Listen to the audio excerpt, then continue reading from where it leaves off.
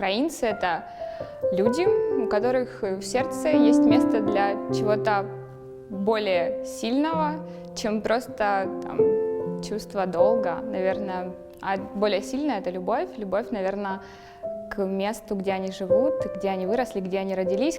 Побратими. Мій народ, мої брати, сестри. Не зависит от какой-то национальности. Украинцы — это люди, которые проживают в Украине, которые рады тому, что они проживают здесь. Для мене українці – люди, які мене оточують. Всегда борются за свою страну, которые готовы идти до конца за Украину.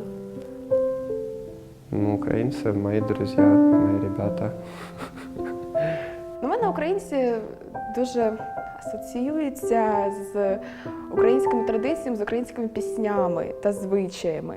Для мене це дуже веселий народ, народ, який завжди йшов до перемоги, який ніколи не здавався, який, незважаючи на всі труднощі, які були чи є, він вірить у щастя, добро та, по-перше, в людяність.